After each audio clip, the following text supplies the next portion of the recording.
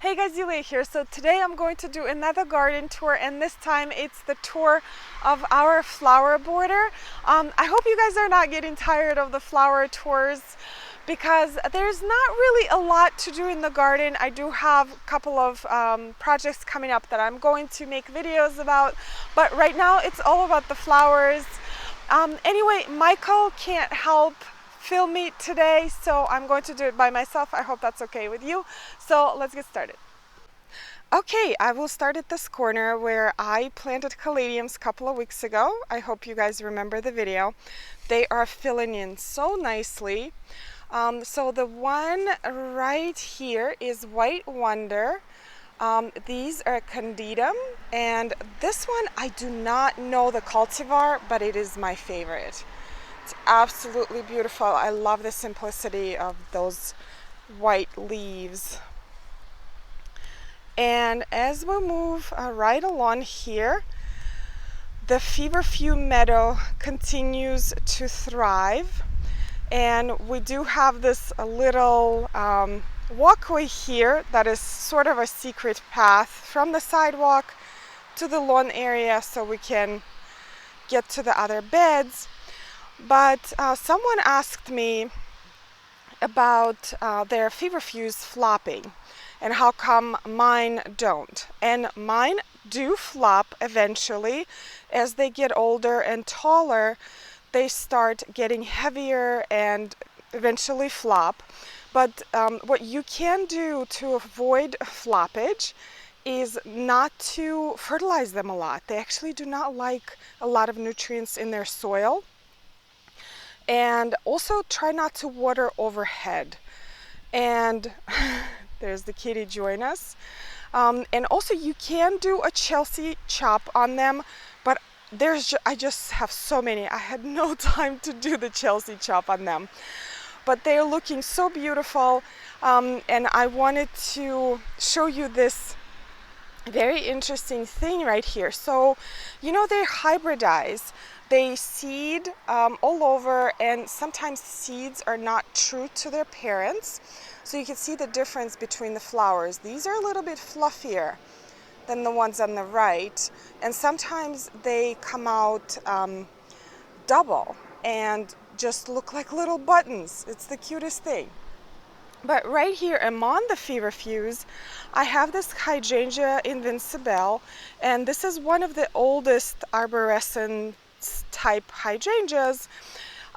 It does not have as strong of a stem as the later types, the ones that you can buy in the store right now, but I still love it. It's just such a graceful, beautiful plant. It opens up with these beautiful pink flowers, and they age to chartreuse color. And I actually used them in wreath last year, and it was absolutely beautiful. Right here, I'm going to try to swing really slowly. I know you guys get dizzy. But right there I have a patch of milkweed that is about to bloom. And there's more feverfew here, and I hope you guys recognize this area. I was working on it in the spring. I made a couple of videos about it, and it filled in enormously. Look at all these plants here. So I have Jopai weed, there's Echinacea starting to bloom. The sweet peas that I planted are starting to bloom right there. Look how giant this Echinacea is. This is about 5 feet tall. I do not know what's going on over here. And this plant right here I wanted to talk about. This is phlox that I bought at a garage sale last year. And I did not know the color of it. I did not know the height. I just saw potential, and look at this beautiful plant. I just love it. I think this is a David variety. I'm pretty sure it's mildew resistant. Just fits in so nicely in this bed. Oh, look, the dahlias are starting to bloom right here. Let me swing over to this devil strip here, and the devil strip is the area that we call between the road and the sidewalk around here. And right here I have my bachelor's buttons from the winter sewing. They're doing really well. They are not getting enough sun here, definitely. They need as much sun as you can possibly give them, and they probably need a couple of more hours, but they still bloom so beautifully. This is a blue boy, and it's one of the bluest bachelor's buttons out there. There's also cosmos from winter sowing starting to bloom right here. Now here's, oh, look at the bee. They're huge pollinators.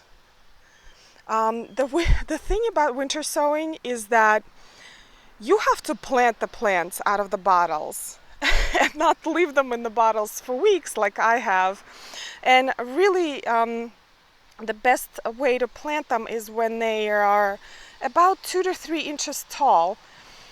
And I still had bottles of winter sowing until a couple of weeks ago.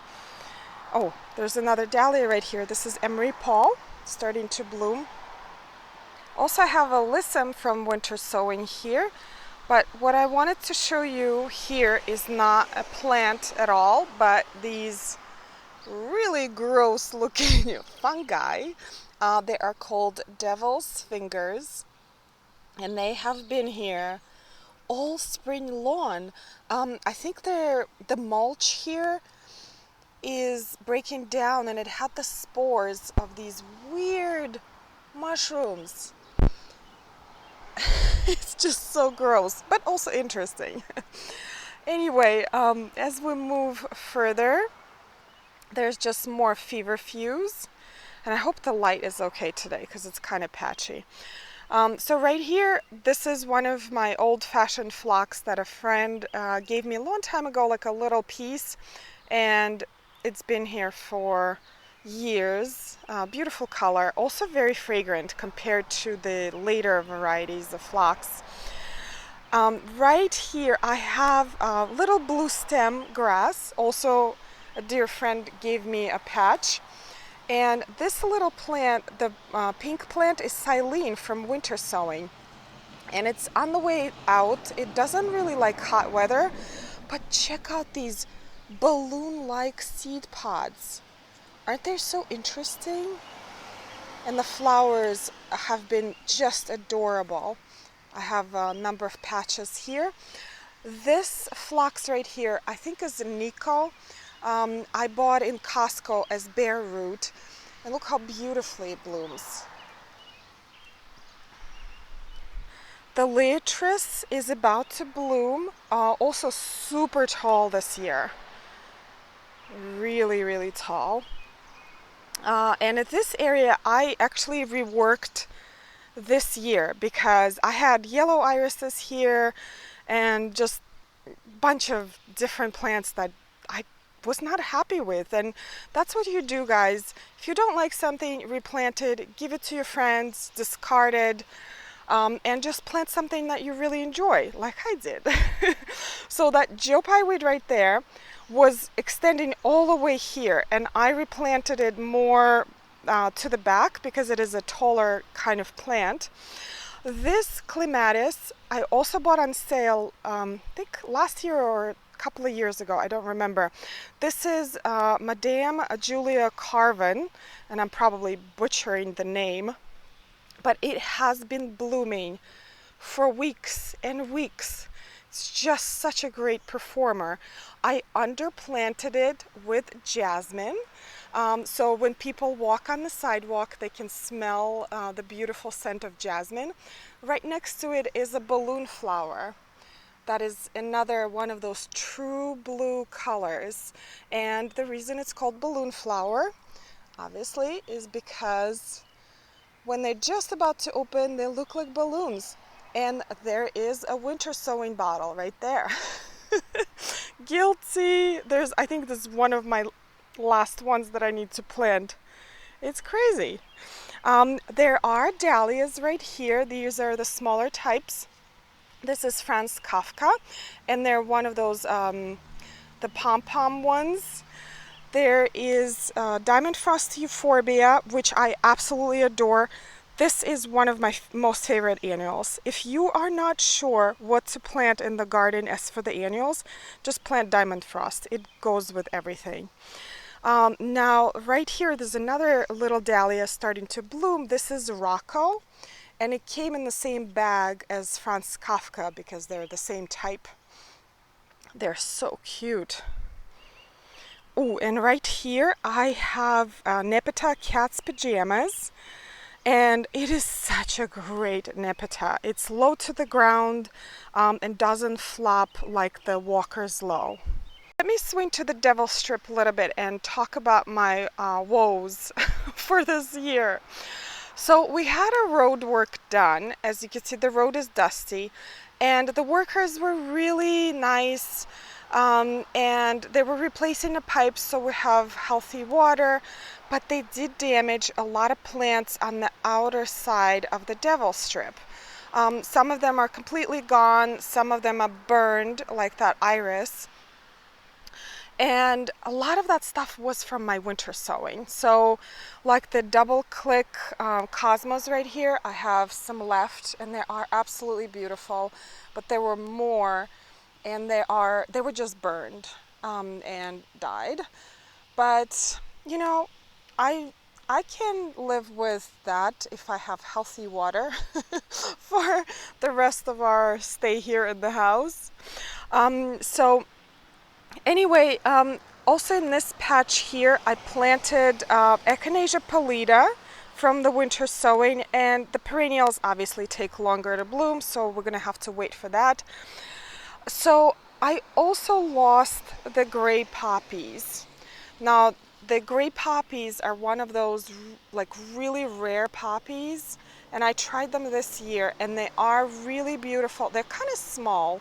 I don't know if it's just me or that's the way they are.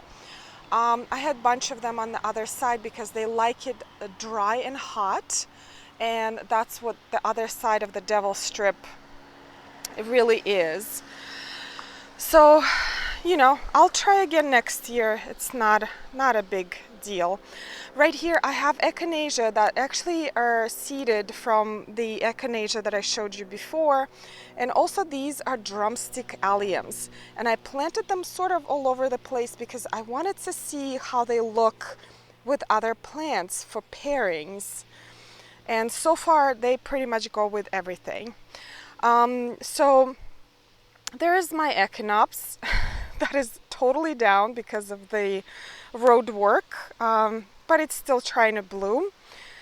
And oh, I just wanted to show you this little plant here. This is Orlaya right here, and this is another one from winter sowing, and it's kind of like one of those Queen's Anne's lace plants, and it is a little bit smaller, and it's just adorable. Right here I have Gara. The kitty is just so cute. So let's talk about this plant. This is Stachys humilo, and it is in the same family as lamb's ear, believe it or not, but their leaves are totally like almost glossy. They're not fuzzy. This is a huge pollinator. Actually, for days I have been looking at this plant, and the pollinators fight over the flowers. It's just amazing to see. There will be all kind of different types of bees, and they love this plant. It is one of the biggest pollinators I have in the garden right now, and it's beautiful. It's absolutely gorgeous. When it gets too hot, it kind of stops blooming rather quickly. But we've had cooler weather. It's been holding on for a couple of weeks. Just amazing plant. I love it. And look how beautiful it looks with the drumsticks. And drumsticks are about to open, so you see how the lower flowers are green, and then they turn this more of a burgundy color. Again, I have some phlox over there. Let me swing over here and show you this little composition here. So again, phlox, probably David variety. There's different Davids. There's the white, there's the lavender. But if you want a longer blooming perennial in your garden, phlox is it. They will bloom for months on end because they're flowers here that keep opening up. And it's paired with more feverfews, and of course one of my favorite natives is Joe Pyeweed. And right here we have HF young Clematis that is blooming again. It bloomed about a month ago, and what you can do, you can actually cut it in half and it will bloom more dramatically, but I didn't have time for it. If you don't cut it, it will have sporadic flowers here and there. There's some buds. It's just a beautiful plant, and I love how it kind of hugging the drumstick allium right here. It's a beautiful pairing. And here we have penstemon. You know, guys, from the woodland garden, how much I love my penstemons. The penstemons are underplanted with Cleome that I found this year. This is Senorita Blanca, and it is amazing. I planted it, I think it was over a month ago. Cleome blooms all summer long. It is such a beautiful performer. And what I love about Cleome is that they can take part shade to full burning sun. So if you want unity in your garden, you can weave it through the shady area, not really shady, but part shade, and then out in the sun, and it's just gorgeous. There are the elephant ears starting to come out. I had a lot of problems with elephant ears this year, but that's okay. Then right here in this shady area, I have the wild geranium with some astilbe, some more elephant ears, and the ornamental grasses are starting to fill in. There is more feverfews right here, and this entire area the workers dug up. All of the plants had to be removed, and I mean, they tried to plant them back, and I appreciate the effort. But you know, I'm going to have to work on this area a little bit. But what I wanted to show you is our native soil. This is unamended soil, and it looks pretty much like dust. Like this is, if you don't amend your soil, or our soil is different everywhere. That's what our soil looks like. So I do amend my soil with compost and well-rotted cow manure. Cow manure is pretty much the way to go for me. I just love it. I use a lot of it. It has all the nutrients, it has the organic matter, and then occasionally I would fertilize everything with a low release organic fertilizer. But cow manure, one application a year, kind of does its job for this border. And then it's we're pretty much all the way to the end. What I wanted to show you here, I'm just going to swing over here.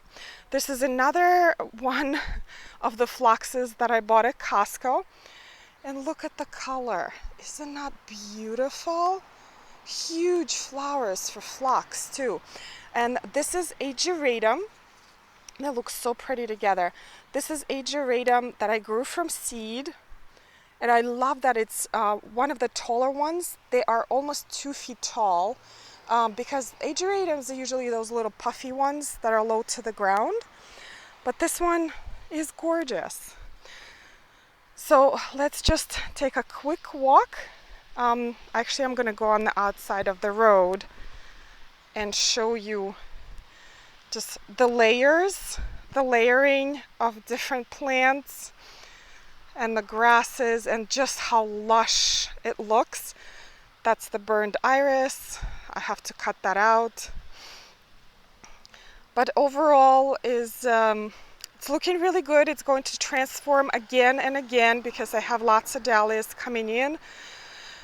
Check out this drumstick allium with the humulostachys angara in the back.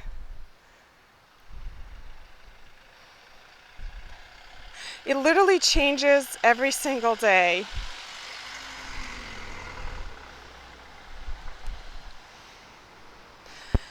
Anyway, you guys, thank you so much for watching. I hope this wasn't too long or boring.